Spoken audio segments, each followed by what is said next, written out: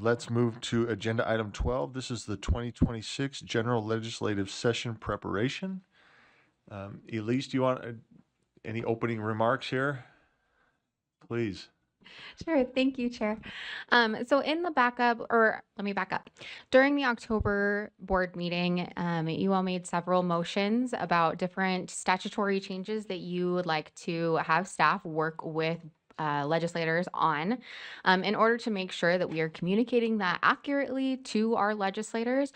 We went ahead and created packets for each one of those requests. There's a couple that we're still working on, and we will have those by December.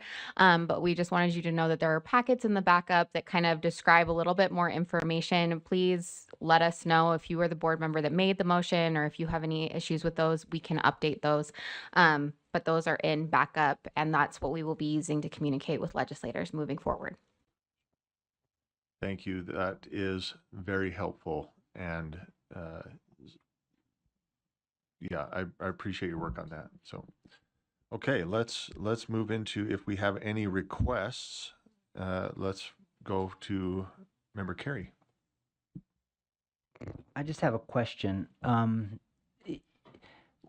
Would it make sense, in addition to listing the request that we're making to lawmakers, would it make any sense, and I guess this is directed towards Deputy Nui if appropriate, to know what legislators are thinking in advance of the session as well, before they file a bill, or is there just too many and we're going to get 500 ideas? I mean, I don't know the answer, but it just, I was thinking about it when you were speaking. Thank you. Yeah, well, I've got Molly wants to jump in. I can speak a little bit to that. Sure. We would be happy to share some of that information. I think it would improve the process. There is a couple little caveats, though, I would offer. Is one is that sometimes the legislators have them protected, and so that could be a tricky. We wouldn't include those on the list because this is a public-facing backup. But we could also work out something where you guys are able to see some of those as well and not post them to backup. But we could work on that for sure.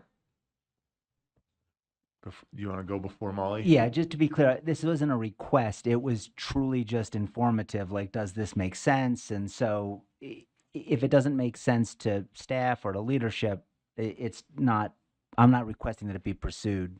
Thank you. No, I appreciate the clarity. Thank you. Molly, you still want to? Okay, let me get you. So one thing I've started doing is asking, would you like to come talk to a group of board members or to the board? The Superintendent's Association and the School Boards Association does have legislators that come before them in their group.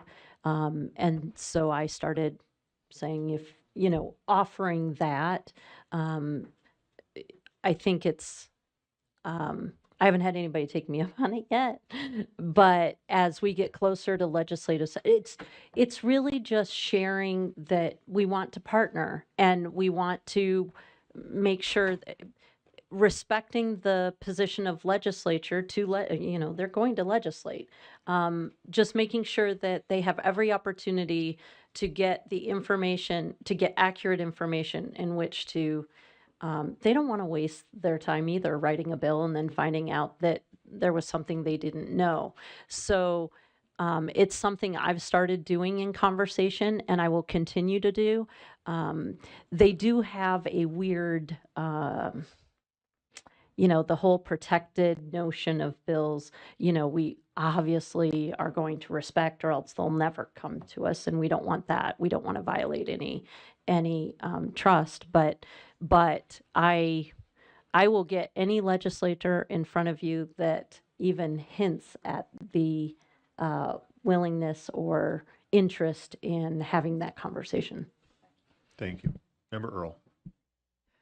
So this kind of goes along with Superintendent Hart. If there is an individual who's working with a legislator or a legislator themselves that's interested in presenting a concept or idea, what does that look like? They just need to notify you And then during this time, they would be able to share their thoughts or whatever.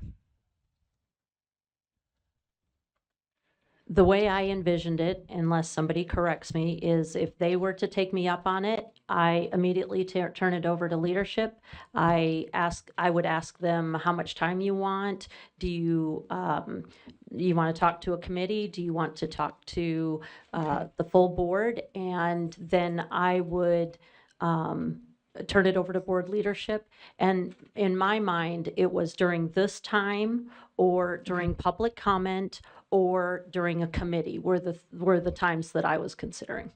Okay, so okay, I have Some suggestions? some suggestions. It kind of goes Great. with waivers too, but it's kind of encompassing of several, but I'll Yeah. have them reach out, so thanks. Okay. Board members, you can see the list of requests that we have before us. And we have already begun, I'll report later on, we've begun meeting with some legislators regarding these requests. If there are additional ones, it'll be on the agenda again next month. I don't see any lights for requests right now. And so let's move on to agenda item 12.2, which is our funding requests. So is there anything, Scott, will you start us off there? Deputy Superintendent of Operations Scott Jones. So this is a perpetual agenda item that leads us into the legislative session. So for your and the public's review, of course, is where we stand as far as the board's priorities for funding.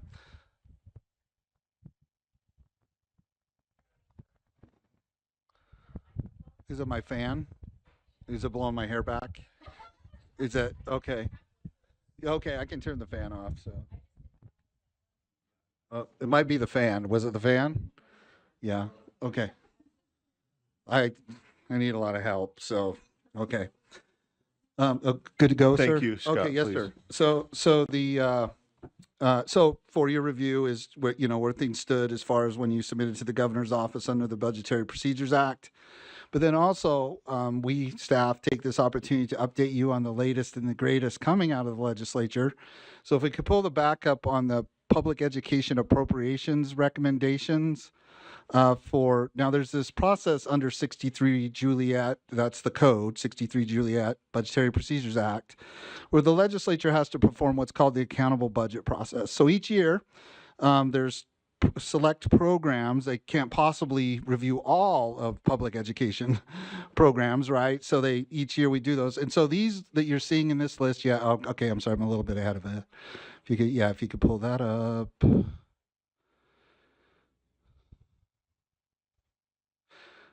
Let's see, is that public? Yeah, okay. So here is the last meeting. So public education appropriations, their last interim meeting is every October. And this is one part of the, in the interest of time, but value for you as a board to be informed on are those programs within this year's selection of programs for the accountable budget process that is being recommended to be either put in the base budget, just, no other actions.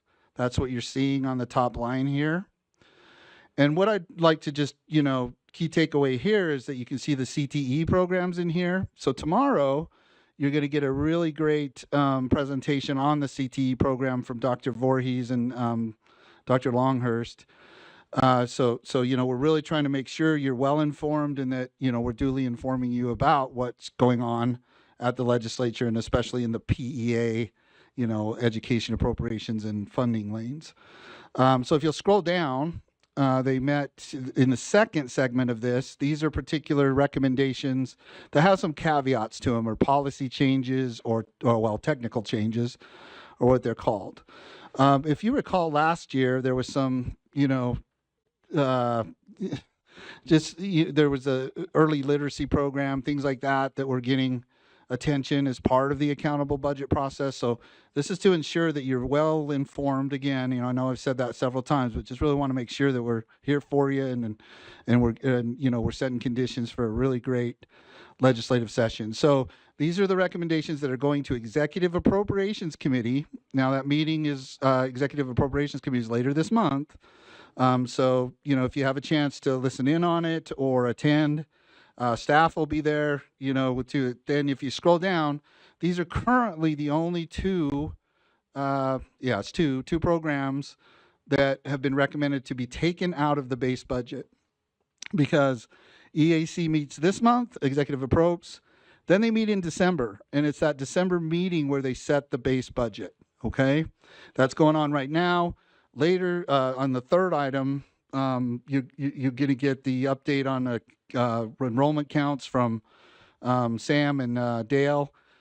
So, this all ties in together. So, subject to any questions or concerns, that concludes this item. You don't have to take any action, but we just keep it as an action item just in case you do want to or change anything as we go and we move together. We're moving pretty good in parallel, I think, right now with the legislature and governor's office and all that. So, thank you, sir. Appreciate that report, Scott. I've got lights from Member Brenton, Longacre, and Earl. Let's go to Member Brenton first. I'm so sorry. It went so fast with the legislative policy changes. Could we go back to 12.1 and bring up the motion sheet? Is that in order? Yeah, we're still in agenda item 12. We can go back. There was no motions there. We just were moving on. So what, you've got a So I have a motion motion. here? Sure. So my motion is that the board direct staff to work with the legislature to establish a secure statewide process for parents to view and review instructional materials from home to increase curriculum transparency and strengthen trust and partnership between parents and schools. Okay, it's been stated and seconded. You want to speak to that? Yeah, I was just thinking at the beginning of our contract process with curriculum vendors, I think it would go a long way to just send a message of trust with parents that they can log into curriculum from home and see what their students are learning. Right now they're told that there's copyright, and so they oftentimes have to go on site to the school to look at things from the school computers. And I think we could have a process in place that says, that is more friendly to the parents, where they could sign an affidavit or a waiver, ensuring that they're not going to sell or, share the data anywhere, but that they just can have eyes on it and see what their kids are learning from. With password protected, whatever needs to be there, that's all fine. But let's just do something to signal the parents that, hey, we understand if you want to see the curriculum, you should be able to log in and do that from home. Thank you. Member Longacre and Earl, are you speaking to this motion? No. Okay. Vice Chair Bollinger. Yeah, thank you, Chair. I definitely see the need for parents to be able to view and review instructional materials. I do know that it is now required for parents to be able to view and review instructional materials before it's approved by use of a district. But to your point of depending on the vendor, just like when we're reviewing materials, sometimes we have to sign NDAs. And so I'm not sure how that works with curriculum companies to be able to show all of the materials where they have control over them, where if you are viewing it from home, then the vendors don't have control over the materials specifically. And that may work and sometimes not. So that's my concern, is what that might look like. So I don't know if you have any ideas on that. Member Brenton, did you want to respond to that? I just thought in the past, students would bring home textbooks, right? And so we always saw, and we could go along and know what our children were learning. And I just think some trust has been broken down over the last 10 years where parents have, and especially realized during COVID, that there were things in the curriculum that parents weren't okay with. So I appreciate Utah law that asserts that parents are number one in education and we're secondary and supportive. So I just thought something like this would be a signal for that. Back that up. Follow up? Just a follow up, Member Britton, just to help me, and if or through you, Chair, to Member Britton, if I may, is your idea in when we acquire instructional materials or when they're working on the materials? Because I know a lot of schools right now will use like an LMS like Canvas, where parents do have access and they can be added in as observers, and then they have access to all the curriculum through being an observer. Is it something that you're looking at when materials are approved, or just on a day-to-day basis, just to help me understand? I'm not sure all the answers to that. I just think if there was a way that we could log on through, whether it's through Canvas or something, and just have eyes on things, that it would be great. So either way in the process, I'm not sure the best, but just to explore, just hoping we could explore that. So I'm gonna just reply quickly, because we had this list that we took to ed interim, and when a legislator similar to that hot seat over there that I sit in at the legislator, and they're all looking at me and saying, "What does this mean?" And I say, "I'm not sure." Okay. That's an uncomfortable conversation that I'd rather not have again. Okay. So when member So Bollinger, it needs to be fleshed out please, better. please. Okay. I can talk to Yeah. more. Thank you. Who do we have? I believe, so I've got Longacre and Earl. You guys are in the queue. So if you're going to speak to this, then leave your lights on. If not, I will get to you guys if that's okay.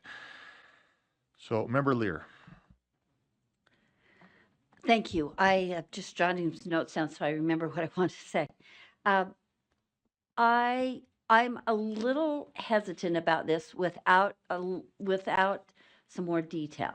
I of course support parents' desire to be partners with schools, and to do that they need to be able to be informed.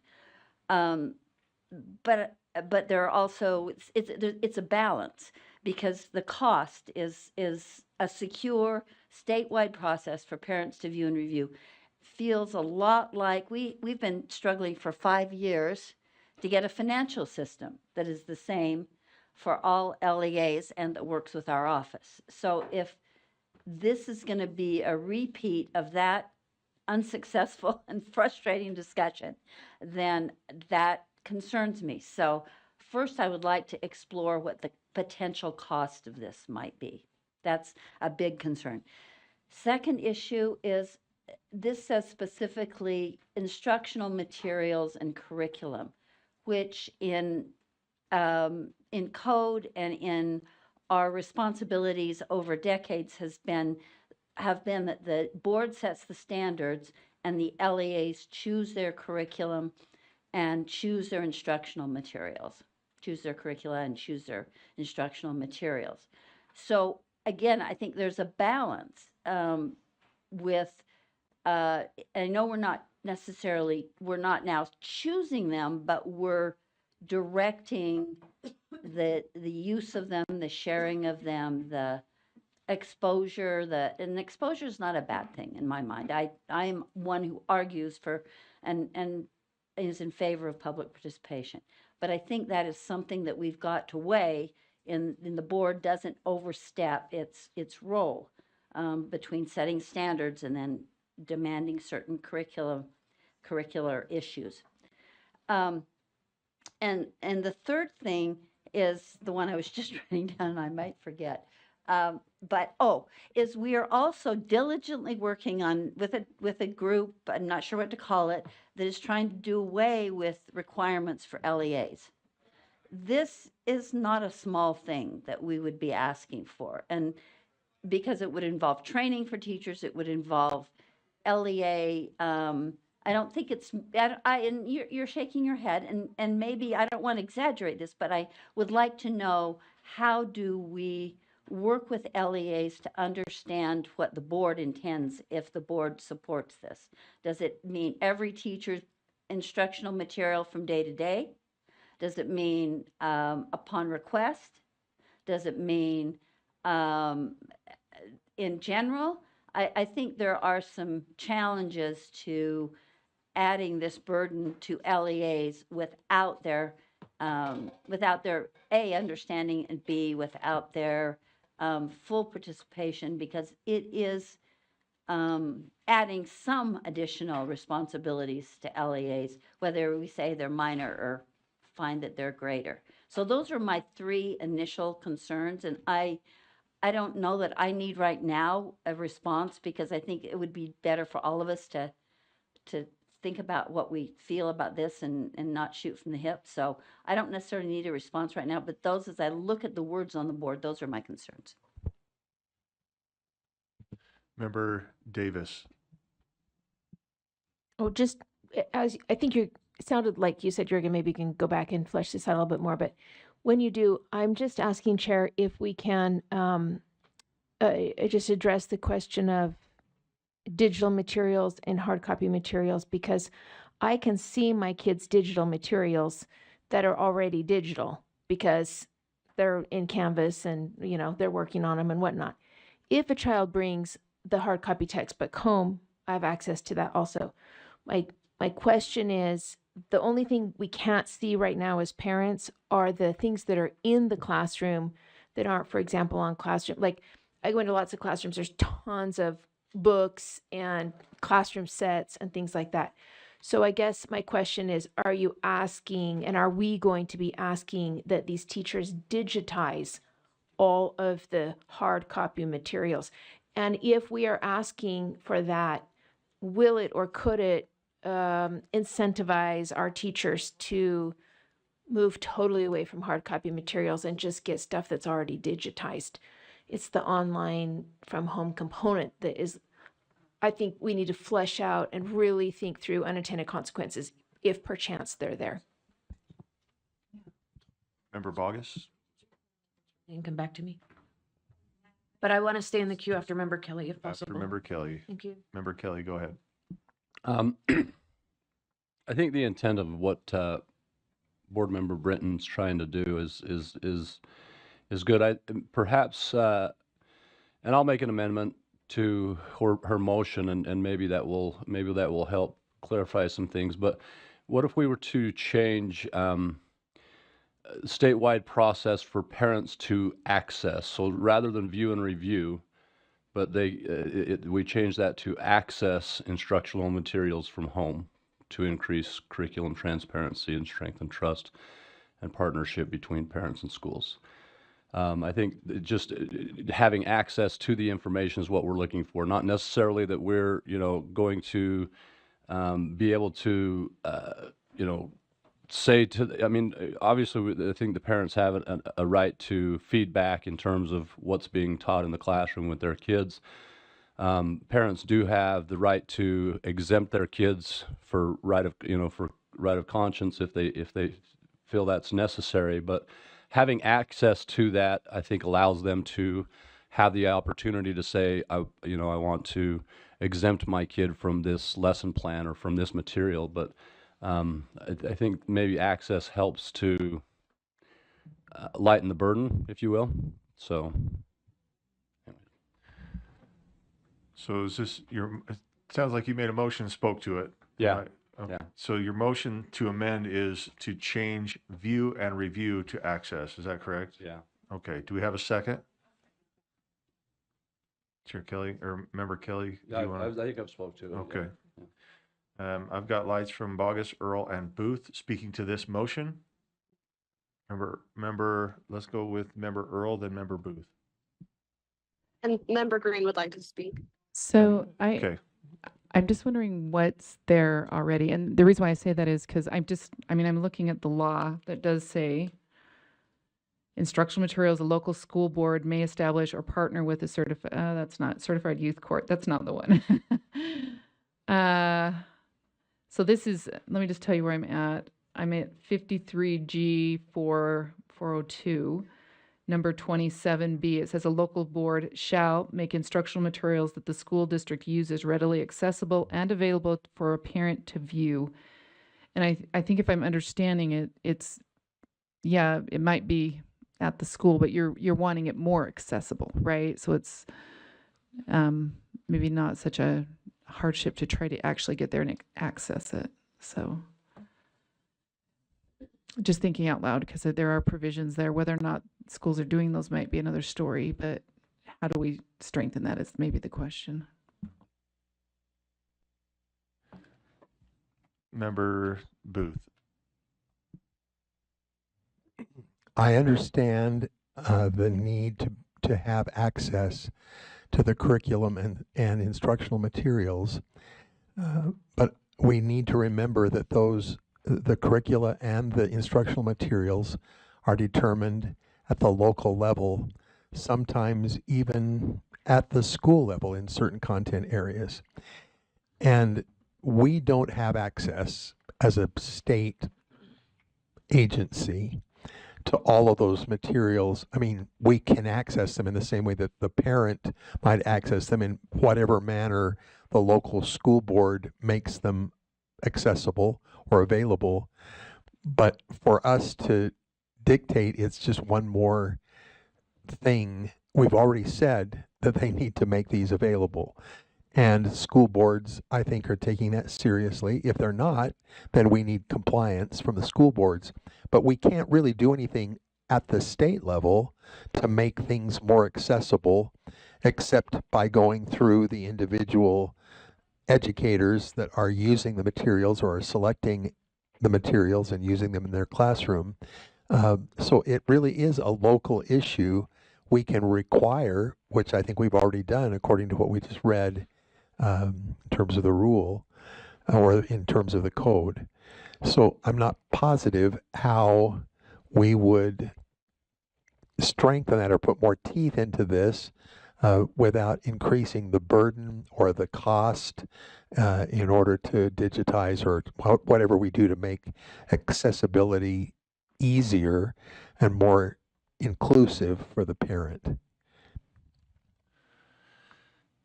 Thank you, Member Booth. And Member Lear, are you speaking to this? Yeah. Go ahead. I'm sorry I didn't say this when I spoke before. I wanted to add, I made a visit, invited to a visit at Olympus High School a few weeks, 2 or 3 weeks ago, and it's amazing. I haven't been there since I graduated, and I won't tell you, you don't need to hear the year, but I haven't been there for a while. It's an amazing school and facility.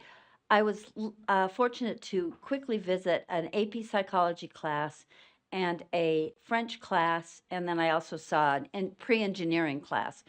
The two of those classes, the AP psychology and the French class, were, as I came, showing a video and working from a video that they can just put up on the screen and point to, and then with a, they can immediately change. And it was an amazing teaching tool and opportunity. But I don't know when those teachers decided to use those videos. I don't know if they found them that morning. I don't know if they have used them before. And I would not want to disadvantage teachers for using materials they find and would fit perfectly into their curriculum and their discussion. Now, if all of this can be available afterwards in a reasonable time, that's a whole different discussion. But if the expectation is they would be pre-screened by parents, I would be really troubled by that, because I think it takes away a lot of a teacher's creativity and spontaneity, which I found in these two classrooms just really engaging, and the students were very engaged too. Member Bogus, are you in the queue? Okay. So the Member motion Member Green, thank you. Go ahead. Yeah, sorry, thank you. I appreciate that. I just have a question towards the maker, let's see, to either Member Brenton or Member Kelly. And I just need to clarify first, is this during the curriculum selection process or accessing curriculum throughout the school year as it's being, as the students are needing to work through it? We just clarify that first, and then I have a comment. Member Brenton? Yes, Chair. Thank you, Member Green, for the question. My intent was not to put any extra burden on teachers, but just at the contract level with vendors to ask them to have a portal that's available for parents to log in, and whether they need to sign an NDA to be able to access. But if it's already available in Canva, and if you can log in already to all the curriculum, maybe that's not necessary. I just wanted to, I have heard from parents who have been frustrated that yes, they can see the curriculum, but they have to go sit at the district and look at it from a school computer, often because of copyright laws. where they're not allowed to see it from their computers at home. So I'm not wanting to put any extra burden on teachers for this. I Okay. appreciate that clarity. My comment to this is that it seems that there's many different ways that curriculum is presented, and living in this realm with my kids in the system. So from a personal level, one example is an SEL program that was presented. The only way that you could access and see the lesson is to actually maneuver through it. You had to complete the whole lesson. It presents the slide, you answer the question. It presents the slide, you answer the question. So to do that, which I did, and in doing so, we found out that with the SEL program, it was making statements that individualism was bad. The collective was better. Big issues there. We went through that, but it was very, if you're an invested parent, yes, you're going to, like I did, sit down and you're going to work through those lessons. With my daughter and XBI, because they didn't have a parent portal to view those SEL lessons. Another example is assignments with Canva. Canva is always stated as if it is always dependable and it is the main source, which in my experience, it is not. When a student doesn't have access to any other additional information outside of the notes that they might have taken from, say, a math class, they are kind of left to try and figure it out from YouTube's or other things. So even sources like that with curriculum or the lack thereof for students to learn has also kind of become an issue in the disconnect between a math book, let's say, and a video that may or may not have been put on Canva, or additional information to help them study through their math problems. So that makes it complicated. There is the arguments of textbooks, been witness to all of the textbooks being required to be taken out of the school, done so by the district, which left everybody in a very precarious situation. I've also been in a situation reviewing surveys where the administration, two of them, were rolling their eyes as I'm reviewing the survey, and it was, punitive at best, very embarrassing.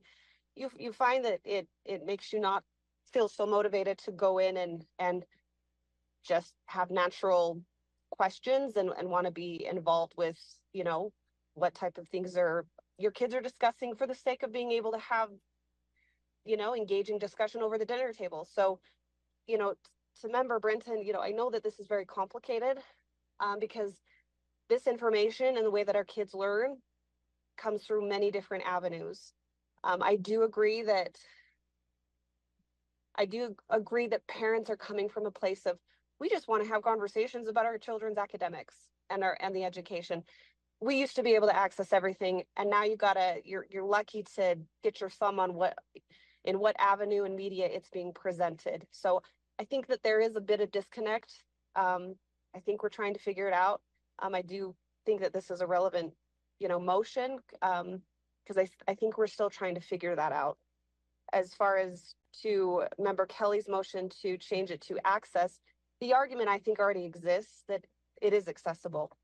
My argument is that how is it accessible, and hopefully you don't give up before that option of access is, changed, or it's different than what the other class was. Thank you. Member Kelly. I have been asked to withdraw my motion because that brings us straight to the substitute motion, which I think would address what we're looking at and so I'll withdraw my motion to amend. Your motion is now ours. Oh, wow. So the motion, well, let's restate, and that's what I'll say. We'll get to it, but let's get to it. The motion is to amend and change view and review to access. Member Bogus. You're in the queue. Okay. Is there any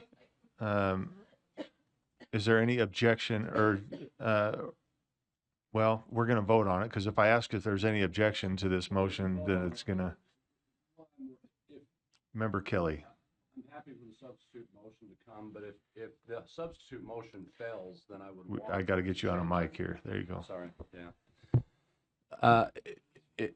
I want to entertain the substitute motion. If the substitute motion were to fail, I would want that motion to stand, or that amendment, if you know what I mean. So if we, my concern is if we vote on it now and it gets voted no, just to eliminate it and get rid of it so that we go to the substitute motion, then we can't come back to it, if that makes sense to you. So I don't know procedurally how best to go about that, but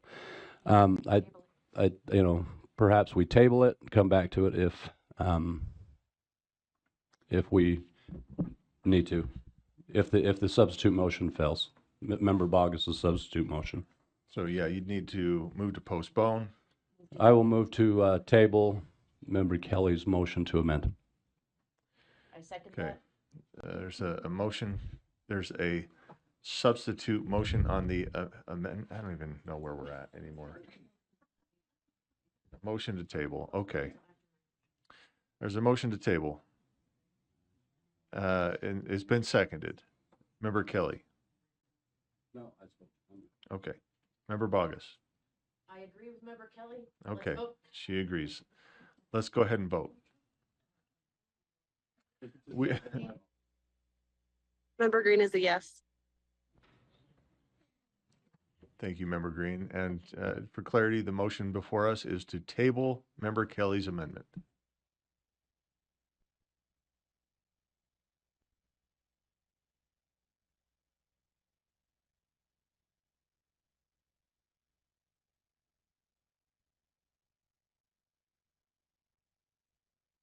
That passes unanimously.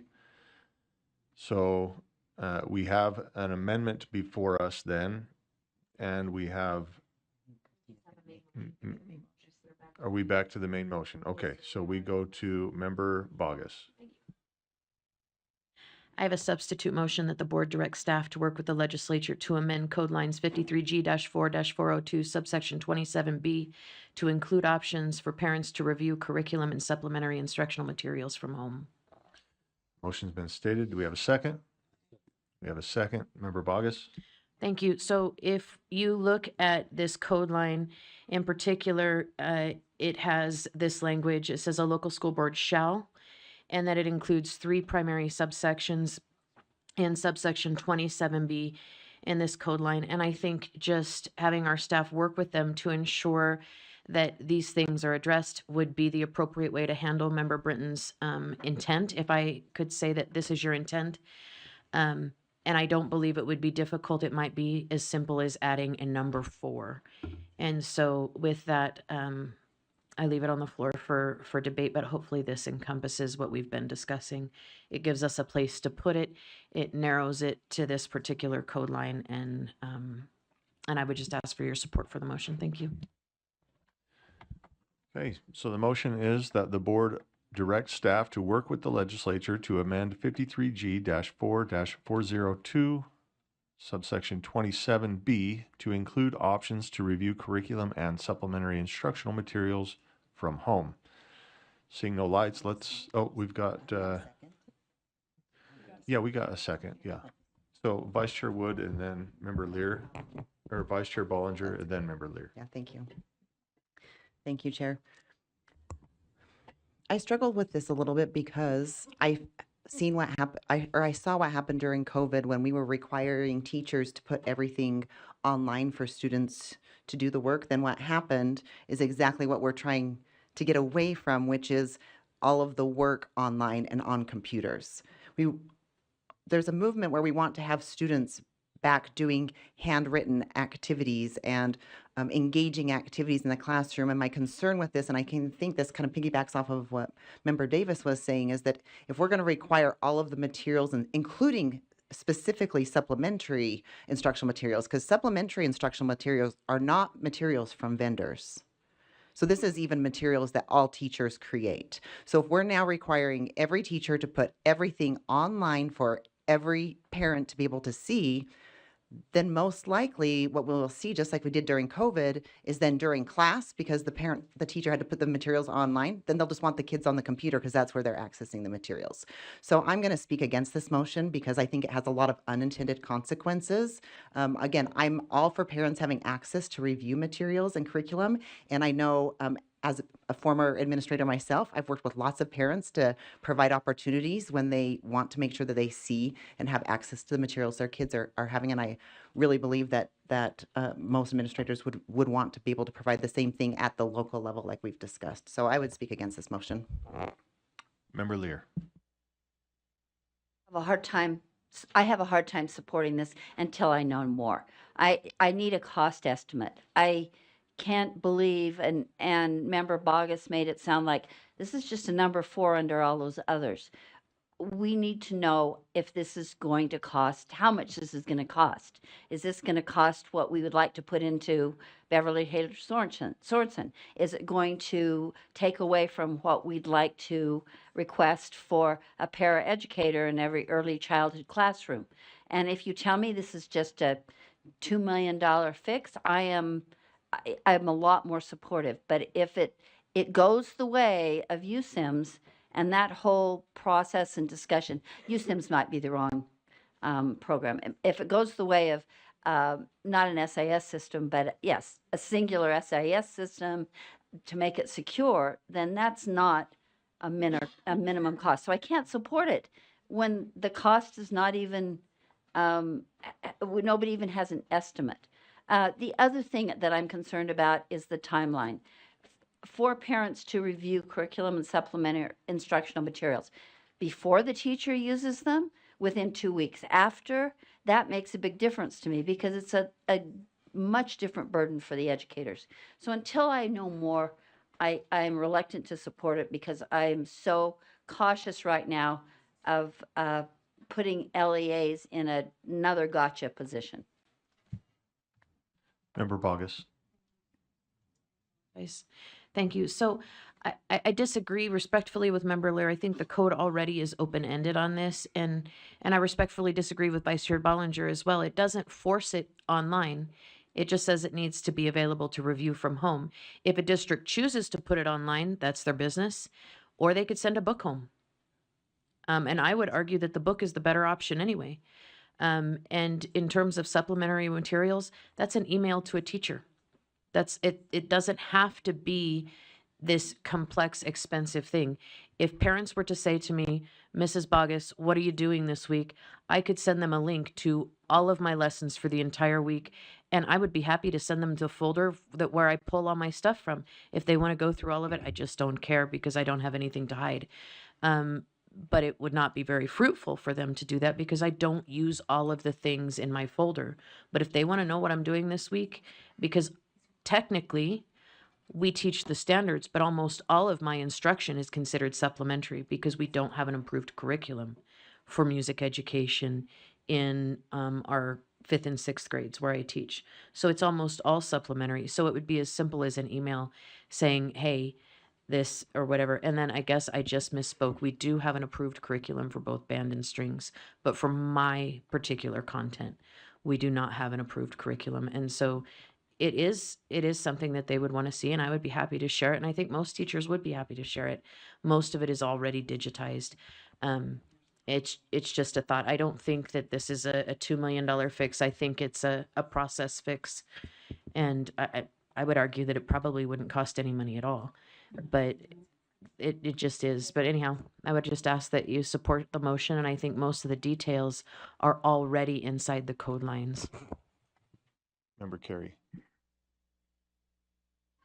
Yeah, I'm going to speak in support of the motion because I think it just starts the conversation. I think we're directing staff to work with the legislature, and as those details begin to form and solidify, my support may change, but at this point, I think it begins a very important discussion and one that we need to have. So I support the motion. Thank you. Member Davis. Oh, I'm trying to think of an amendment to make it more feasible.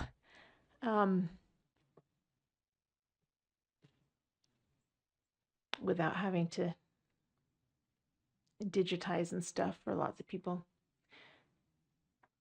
I think sorry, may I just real quick? That's fine. Yeah, Member Bogus. So I know we keep talking about the digitization, but we have a tech-heavy education center, and if you are projecting in front of a class, it's already digitized. I don't think thought we're of it. asking this big huge thing. Like, for example, you have a worksheet and you do the first problem together. That worksheet is already digitized, and most of your curriculum companies have that available in digitized format for the purposes of whole group instruction. And so I know we keep talking about this, but that to me isn't necessarily a viable concern because I think it's already there. I think where you're going to struggle in that area is in your auxiliary things. Maybe you're talking about ceramics or, and for example, mine would be easier. Maybe for other music teachers, it would be more difficult. But I don't think that idea of forcing digitization is a valid concern in that I think for the vast majority of our curriculum, it's already there. Yeah, I think I've thought of an amendment that I think could help. Okay.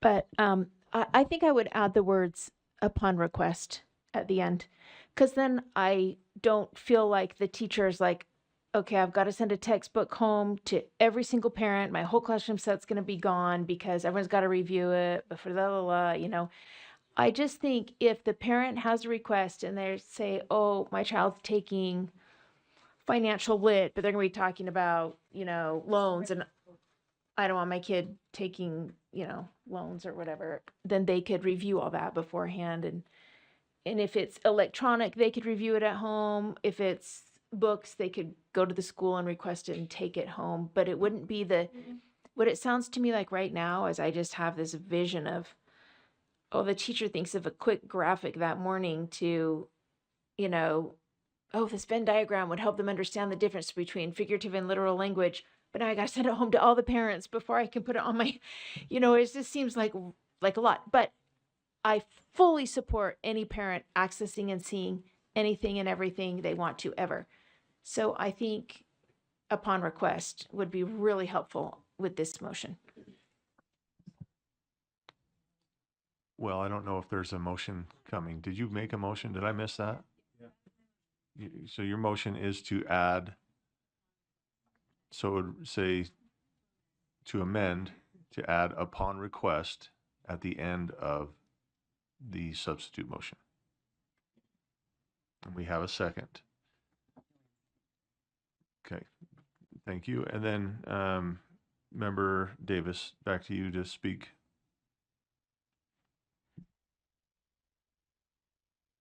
It just feels more feasible to me.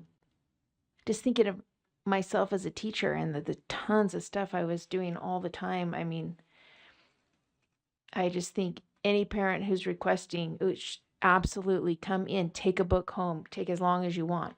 But to send one home for everybody or to do those things, it feels unwieldy. Member Bogus? Thank you, sir. So I'm going to speak against the motion, not because I disagree with Member Davis, but because her motion is already in the code.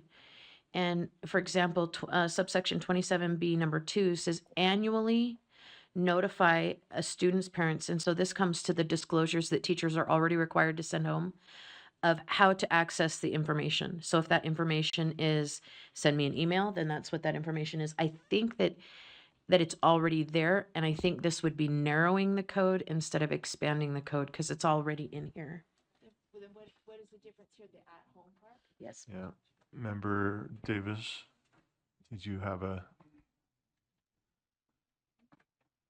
I just think I need to, if it doesn't pass, it doesn't pass, but I think that amendment needs to stand because even more what you just said, I mean, if even more, you can't, I had 200 junior high students at a time. I mean, I think it could get unwieldy unless people are requesting. Okay, so the motion then is to amend add upon request at the end of Member Bogus's substitute motion. Let's go ahead and vote.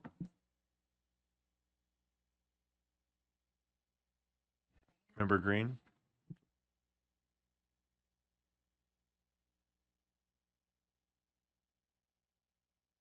I'm sorry, I'm thinking.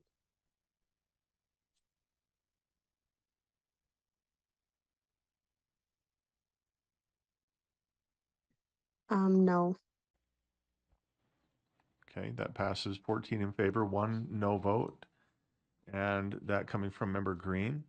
This takes us to the underlying substitute motion as amended, and it will read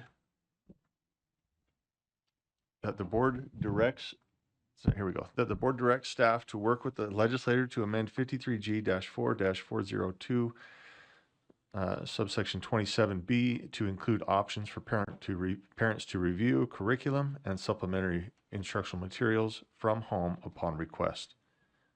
Let's go ahead and vote. Member Green is yes.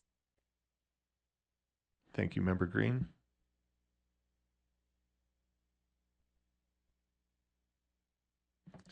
That passes 10 in favor, 5 opposed. Those opposed votes are coming from Member Reel, Member Lear, Member Booth, Member Hymas, and Member Bollinger. Okay. I believe with that then we've got Member Longacre. I've got you in a queue, and then Member Earl in a queue as well. And okay. Well, are we staying in 12.1 or are we moving to 12.2? Legislative requests or budget? We were in budget. We went back. We went to budget a little too quickly. Member Brinton said, hey, can we go back to 12.1? And so we did go back to 12.1 where we currently are now. So before we leave 12.1, the legislative requests, this is a call to board members if they have.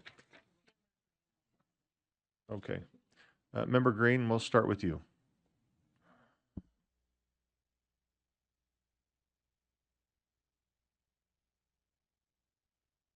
Okay. Can you ask that question again? I'm so Well, sorry. we Just saw a your lot of hand background up, and noise. so we wondered if you had a legislative request or if the hand was left up from a previous. No, I actually took it off right before you started to talk. I'm good. Okay. Thank you. No worries. Thank you. Board members, again, I'm going to, Member Earl, do you remember why you were in the queue? Okay. And Member Longacre, you're no longer in the queue. Okay.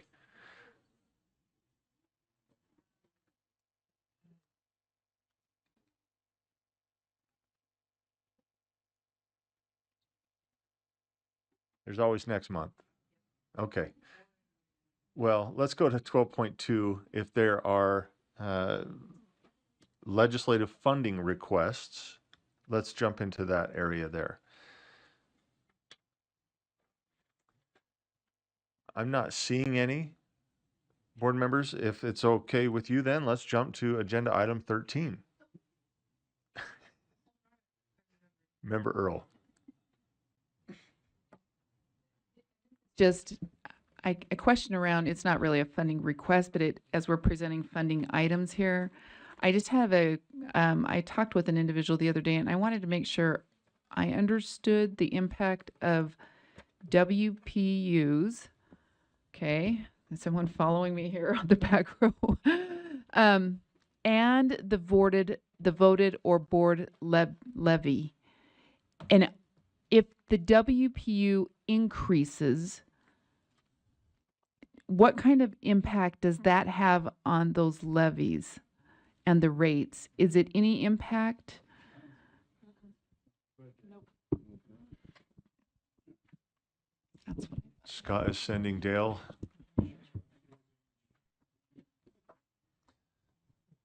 Dale's like the only person I know who gets excited for these questions. So, okay, Dale, thank you. And do you have the question, or do you need it repeated? Hit that button. I'll get you on there. There you go. Chair, let me see if I understand the question. Whether the level of WPUs affects the voted and board rates. If you change WPUs, does that change the formula? Because there's two pieces. There's the local rates, and then there's the state match. So what's the question? So, and I Chair? was trying to understand it from the individual that was saying it, but somehow they were saying that the, and maybe it's the guarantee is affected by the local, but a WPU. So when we increase the WPUs, that somehow it's impacting what's happening with the levies and possibly impacting what's happening with the guaranteed rate. Chair, if I could answer that. So the first answer is the number of WPUs does not affect any levies. Okay. That because the levies are locally determined, but it can have an effect depending on when that changes on the guarantee rate. And so to, remind everybody, so the Voted and Board Local Levy Program has 3 inputs. Every district, it's their WPUs times the guarantee rate times the number of increments.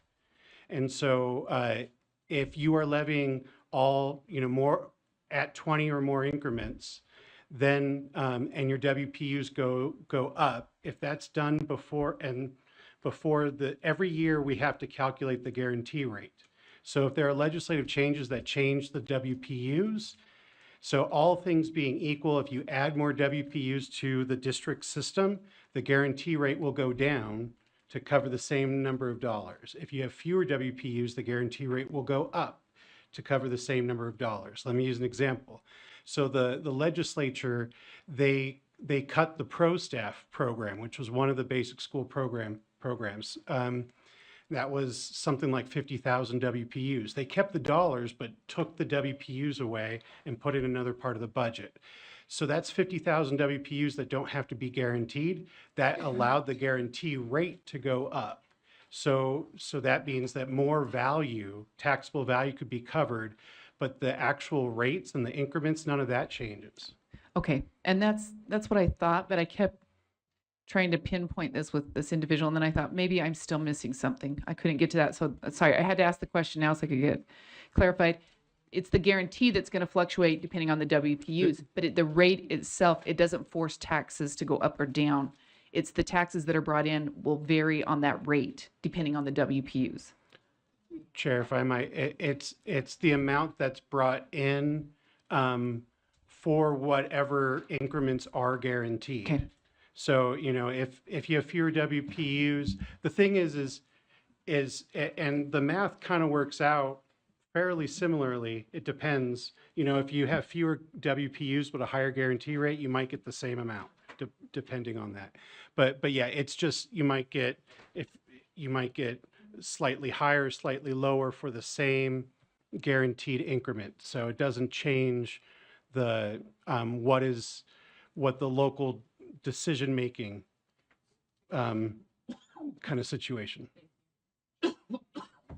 Thank you. Are we? Well, let me ask a question. So this is, and I'm fine for you guys to ask questions to Dale, but we're in an agenda item of hold on, let me draft legislative funding requests. So can we keep this germane to what's happening here? So I've got a follow-up. No, I'm going to trust that. I don't know if I want you to lay it out for me, but How do you say that? Okay. Yeah. Okay. I get Yeah, that. okay. I get that. No. So when we continue on, so I've got member Davis and then member Lear. I'm sorry. Please reprimand me later. When you say guarantee, you're talking about the equalization, right? Thank you. Member Lear. It's equally simple question. I thought that member Earl's question was about the amount of a WPU, and you kept saying numbers of WPUs.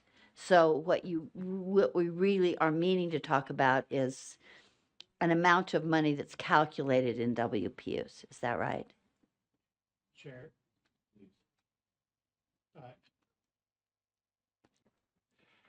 So to answer Board Member Lear's question, There are two parts of the basic school program. There's the number of WPUs.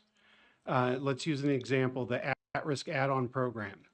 When those dollars are being added, that's to add additional WPUs, not Right. change the WPU value. Right. And so and so the WPU value discussion has nothing to do with the equalization formula. That's all I need to know. That's It could go up or down. That doesn't change the number of WPUs. right. It's the number of WPUs that I always think of as a substitute for an amount of money. We talk about it in terms of numbers of WPUs rather than $8 million.